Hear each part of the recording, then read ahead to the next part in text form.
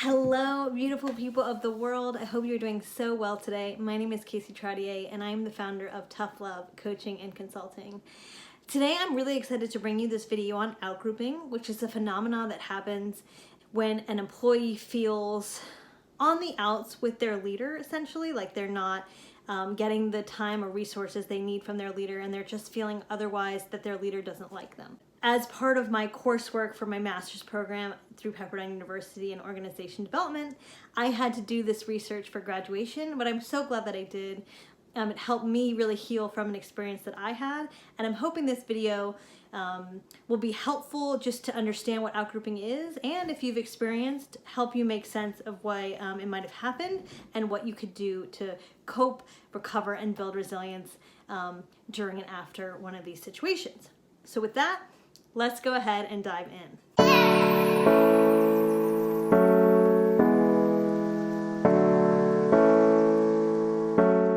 That outgrouping is really a feeling like you're on the outs with your leader. And it happens because managers, as you might imagine, have very limited time and resources.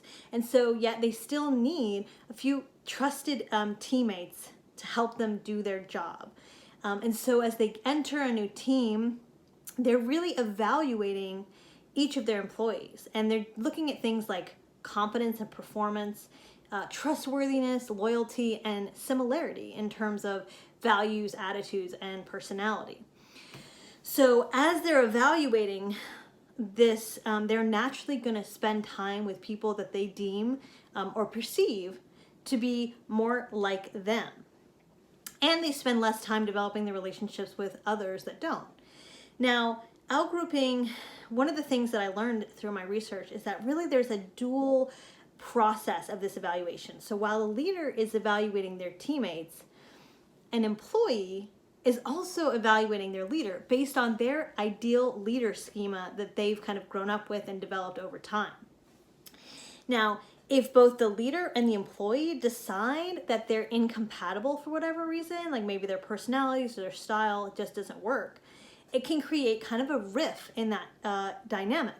And if the employee develops some kind of negativity bias or is really focusing on the negative elements of that person, they can bleed that mindset into the behaviors. And for example, they might push back with their leader, or they may, have kind of blatant lack of respect or just general unwillingness to conform to that leader's explicit or implicit expectations.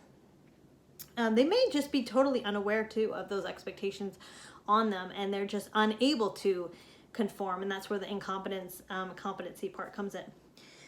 But anyway, so basically this dual evaluation process kind of will lead to a dual reactionary process. So if the employee decides that the leader is incompatibility, or a leader is incompatible, and vice versa, they basically kind of shun each other, if you will.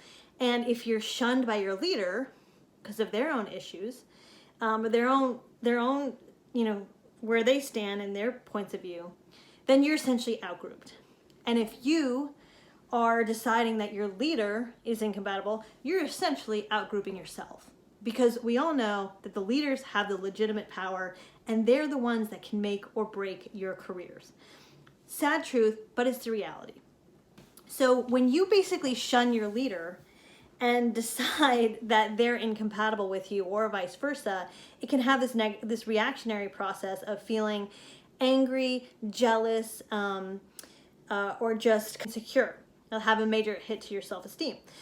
So what that might look like practically, an employee might feel that their leader is communicating with them only on an as-needed basis, very task-driven. They could be they could feel like they're being punished. Maybe projects are being taken away, or they're having less leadership visibility. They also may feel that their leader is acting very insecure, jealous, or overly competitive with them, or the leader's micromanaging them, feeling very dominant or aggressive behavior coming from their leader.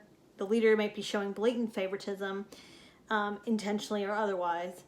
And in some cases, maybe even feel manipulated or playing mind games or gaslighting. There's a bit of a self-esteem current that runs throughout this research, where you have kind of people pleasers and narcissists, and it can create kind of this toxic environment. But anyway, a lot of the time, the employees who've experienced this have really internalized the pain, kind of taking on guilt and shame and embarrassment for the situation and their part in it. Sometimes even questioning, doubting their own abilities and their career decisions. They feel maybe crazy that they're experiencing this, and they're wondering if other teammates are also experiencing this. In some poor cases, they might experience crippling anxiety, panic attacks, hopelessness, thoughts of depression, and suicide. And again, it's really a major hit to self-esteem, especially for those individuals who tie their self-worth into work, or who may have had a really great leader before and are struggling with their current leader. There are, however, some positive aspects that come out of an outgrouping situation. Just like any kind of traumatic experience, outgrouping can actually build resilience in and of itself. And it really helped a lot of the interviewees that I spoke to gain a greater understanding of themselves and others, things like organizational politics and culture, and like the role of HR in addition to their own personal interests and skills. They also felt very empowered and with the ability to advocate for others, which is really positive. And in some cases, they actually experienced career and financial growth because they got a better paying or higher level job, or were compensated for their terrible situation. So in summary, I really want you to take away this concept that it's a dual process. It takes two to tango, if you will. You've got a leader who's coming into this situation with their own thoughts, feelings, beliefs, values, expectations, and you have the same for the employee. You know, maybe they were hoping, maybe the employee was hoping to get the job, or maybe the employee felt like they should have been consulted, or something like that. But we're all coming with our own set of things, a mindset, if you will, and our being. And so we have to really look about that and really do a little bit of digging into what that is. So if you're in a situation of being outgrouped, definitely develop positive coping mechanisms, which could be accepting the situation, getting the support you need, which, by the way, avoid going to HR, because 100% of the employees that went to HR that I interviewed actually just had a worsening relationship with their leader. And I think it's because that process of going to HR actually displays more disloyalty than anything else. So just keep that in mind. Really try and seek advice and counsel from outside of the organization. Try not to create a pity party at work either with coworkers, because that can add toxicity and create kind of a black cloud around you, making it difficult to work with you. Anyway, also refocus your energy elsewhere. Do more positive things in your life, fulfilling projects, that kind of thing. And if you really want to stay at this organization, you have to have a crucial conversation. And, get with me later to talk more about that. But we'll definitely want to strategize on how to do that.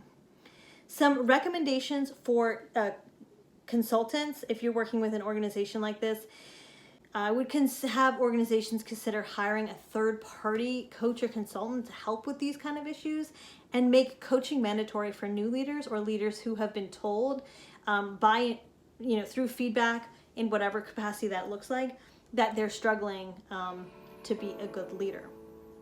So I have so many other things that I could say, but I'll keep it here. If you want to talk more about outgrouping or have specific concerns about your organization, please reach out. I've got my coaching call link below. Feel free to schedule an intro call with me, and I'll talk to you all soon. Bye.